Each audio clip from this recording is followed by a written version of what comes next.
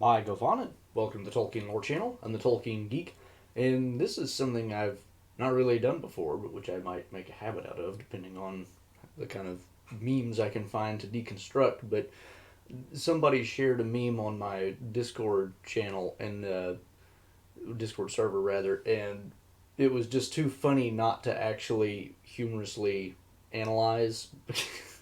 Also, because it's one of those things where it really is mostly only an issue if you only watch the movie, but also there are some elements of it that are like, that actually does give you food for thought. So, for those of you who aren't watching on a screen where I'm going to be displaying this meme, the meme comes from, it's not exactly a meme, it's really more of a, uh, just an image that somebody posts with a caption on some message board or something. I can't tell exactly where it came from because of the way it was screen captured, but it's a image of Gandalf with a surprised slash concerned look on his face, and there's a caption that says, "Sauron man, do you have any connection to Sauron?" Meaning, of course, Saruman. Um, and then somebody posts under that and says, "Other than the Sauron man connection and their towers looking identical, how had he not noticed the lava operated orc factory right next to the tower?" Okay, so there's so many things going on with this. First of all, the Sauron man thing. This does have a history to it, of course, because famously or infamously, the Ralph Bakshi Lord of the Rings film ended up calling Saruman Ahriman for about half the movie because they thought that it would be too confusing for Sauron and Saruman to have, their proper names because they sound too similar. Now, this is, of course, not that confusing when you read the names on a page because they don't look that similar. Sauron is a Saur as opposed to a Saru, and then just ends in On, whereas Saruman has a Man. So they're not really at all the same, except for the fact that they share a lot of letters, but that happens a lot in languages.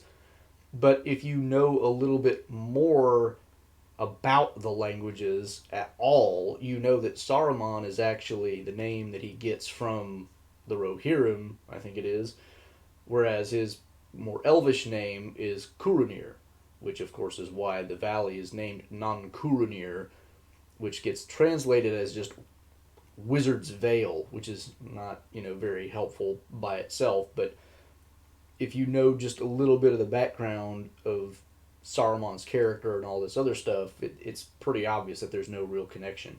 Also, if you just know languages, you know that Saruman is derivative of an Old English, whereas Sauron is clearly in an Elvish form. So those two names, despite their apparent similarity, really have nothing to do with each other at all. So it's just it's just funny. But the other one, well, there's two more, but the other easy one to kind of take care of is their towers looking identical. The towers don't look identical at all. Now, of course, in the movie, the way they have the Tower of Orthanc shaped does look ridiculously similar to the way they have Sauron's eye tower looking because of that kind of curved, pointed, thing going on at the top. But again, this is only in the movie. Also, the way the tower is described in the book, it's just a tower, whereas Barad-dûr is called the Dark Tower, but it's more of a fortress than just a tower. Isengard is a fortress in the sense that it's ringed around by a mountain wall with, a little bit of extra wall built in to, complete the ring. But the tower itself is not big enough by itself to be a fortress. The Dark Tower is Sauron's fortress capital. I mean, it's the whole shebang. It's not just one little tower with, a big open space around it, which is what Orthanc is. Isengard is the fortress, so to speak, whereas Barad-dûr is a fortress, even though they're both called towers. Orthanc is a tower. Barad-dûr literally translates to dark tower. I mean, it's just, but the fact of the matter is, the Dark Tower is just a name given to a fortress, whereas Orthanc, the tower, is just a tower. Now, that's not to say that the Tower of Orthanc is not defensible. Obviously, it is, but it's not big enough unto itself to be, the housing of a whole army and who knows what else. That's done in other parts of the Ring of Isengard, as we learn in the book. The other thing to note here, and this is one of the things that Peter Jackson actually gets wrong in his movies, and that, I mean, virtually every visual depiction gets wrong, but there are some artistic depictions that get this right. If you look around the internet, you'll find some. I'm not going to pick out names or anything, I don't want to call out anybody, but in the description of Minas Tirith, it actually tells us that the outer wall is black like the Tower of Orthanc. And we know in the book, if you read carefully and pay attention, that the Tower of Orthanc, like Minas Tirith, is the work of the men of Numenor, because originally Isengard and Orthanc were built by the exiles of Numenor, and so was Minas Tirith, and therefore it makes sense that these both have the same color. They both happen to be black, but sometimes that's the stone you have to work with, and maybe whatever stone that is just happens to be the toughest around, and that's why Minas Tirith's outer wall and Orthanc, the tower, are both built out of it, because it's designed to just be really hard to break. And in fact, one of the things that we know in the book that you don't really get in the movie is that when the Ents try to attack the actual tower of Orthanc, they don't get very far. They're actually hurting themselves, because the stone is so tough that even though Ents can crumble stone with their raw strength, they can't really make a dent in the Tower of Orthanc. Not clear why exactly. Is it because the stone itself is that hard, or just because Numenorians were that cool with their stonecraft, or we don't know. But we do know that the walls of Minas Tirith and the Tower of Orthanc are both black, and they're both really, really tough. So, it actually makes a lot of sense. So the fact that it's black doesn't really tell us anything either, because even Minas Tirith has a black wall on the outside. Now, of course, the last part of this is actually the most interesting, because it does raise a question of why didn't anybody notice that there were orc pits and things going on in the valley of Isengard. And the thing is, this is one of those areas where visual adaptation makes a specific choice where there is a range of options available. And there's a lot going on in the way that Isengard is presented to us over time. And a lot of that is vague until we get to a very concrete image when we actually get there with the three hunters and Gandalf and Theoden and company, and we get a really clear visual of what it looks like. Up to that point, we don't really get a whole lot of detail. And even then, we don't get a clear idea of the size, and I think that's one of the key points here.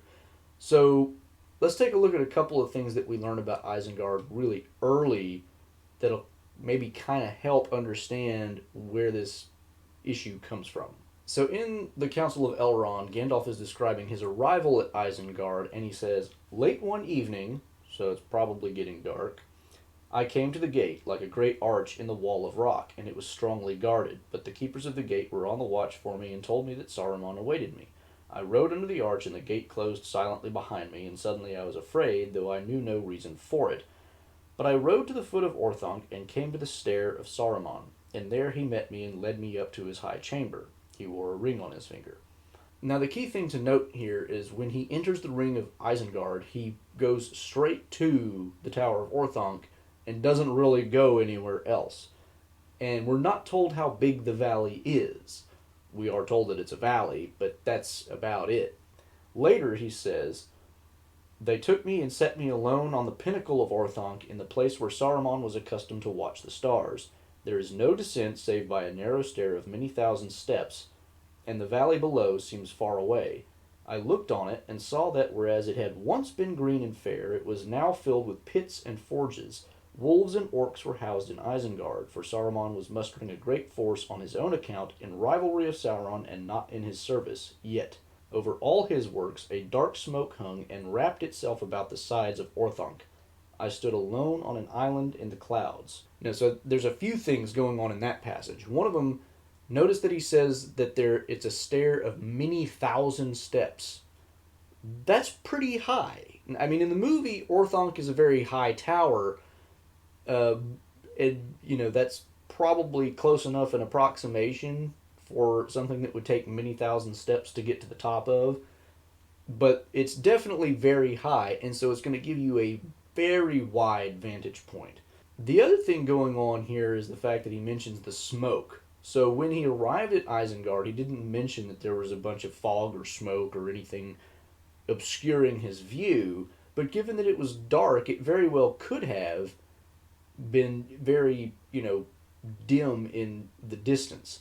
He also doesn't say in which direction he was looking when he looked down and saw all the pits and forges and all this other stuff. What he could be seeing is stuff that's behind the tower from the perspective of somebody who is entering from the main gate in the Ring of Isengard. And if that's true, it would explain why he wouldn't have seen any of that stuff coming in originally. Now, he mentions that the valley had once been green and now it wasn't. And we do get more of that description later on when the three hunters arrive with Theoden and company. And we'll find out that, there had once been like trees lining, the road from Isengard's gate to the Tower of Orthanc. But now it's like pillars with chains in between and all this other stuff. So we've got this image that we get to, but we don't know how much of that is already accomplished by the time that Gandalf arrives. We do know that Gandalf is greeted by guards, so we know that Saruman already has something like a garrison. He's got people there besides just himself. It's not, and this is not necessarily a surprise to Gandalf to see that. It's a tower. It's not like a place that one man can really run all by himself anyway. He's sort of a deputy of the Steward of Gondor because the stewards granted him the tower to stay in long ago because of the fact that the area had been so depopulated that they weren't really able to manage it on their own. So it's not surprising that Saruman would have at least some amount of people there doing stuff anyway. So even if you saw some indication that there was something like industry going on in the valley, it wouldn't be a shock just because, maybe he's just doing something different with the valley than has been done previously because he's just, who knows what. But there's any number of reasons why that might be. But it's also very possible, like I said earlier, that he just wouldn't have noticed before because he didn't go far enough into the valley. And here again, we come back to this issue of the size. In the movie, it's not a huge valley, but it is described in the book as a valley. It's not just one ring, in just a wall that would have been built by men. The valley itself is already naturally ringed by mountains for the most part, and the men just put the gate there, basically. Most valleys are pretty huge. If you've ever been in, really mountainous regions and you see valleys can be very, very extensive. So the Valley of Isengard could be so massive that you just wouldn't be able to see most of it from any given vantage point except the top of that tower. So it actually makes perfectly good sense that he wouldn't notice this until he gets to the top of the tower and looks down, because it's very possible that everything that you could see from the entrance area just would look perfectly normal and unchanged because he's trying to keep up a facade of, being the good guy and still on everybody else's side. But in fact, what he's doing is all not so good guyish, and it's just being kept, in the back 40 where he can get away with doing things and not be spotted because who's going to see it, right? This does still run the risk at some point that the eagles might fly overhead and notice what he's doing. Because if the eagles fly over and they see that there's pits with orcs in them, then there's a real problem. But there could still be cover for that, because if there's pits, then the pits could be just hiding the orcs. I mean, the whole idea of having a pit as opposed to something above ground is that it's, not easily seen from above ground. And therefore, if they're all in pits, they could all be hiding out during any time that eagles might be flying overhead. And so the most an eagle might see would also just be holes in the ground and forges, which, what are they going to do about that? It's like, oh, Saruman is making forges. So, I mean, that doesn't necessarily speak evil of him, but, this is really the only way he's going to risk discovery is from something above, which is really the eagles are the only thing that might pose that danger. So at the end of the day, it's actually not that surprising that nobody would notice. We just have to, again, kind of disabuse ourselves of some of the specific creative choices that were made in the movies because we don't actually get a good indication of how big non-Kuranir is and therefore how easy it would be to see any of this stuff from any given vantage point that's on the ground. So, yeah, I mean, there's definitely a lot of humor in the meme. The idea that you could just put two and two together here and be like, oh, it's clearly he's in league with Sauron, which of course is also kind of bogus because you've got the whole like if you just read the appendices by itself, you know for sure that Saruman came from over the sea as an emissary of the West to help combat Sauron. Like, why would you assume he would be in league with him? And all the other stuff. Now, some of it you have to know things outside the text of the Lord of the Rings itself, like all the stuff about how he gets his name Saruman, his actual name Kuranir, and all the other stuff. But even so, if you read the book just enough, you can figure out plenty to figure that there's no way you would actually connect the two just because their names are kind of similar. But it is kind of humorous to think about, which is why it was worth looking at the meme, and especially because of the how did he not notice the orc pits, Because that does raise a question that it really, points out how our imaginations are so co-opted by visual media. Like once something comes up in a visual medium, it kind of tends to lock down our imagination.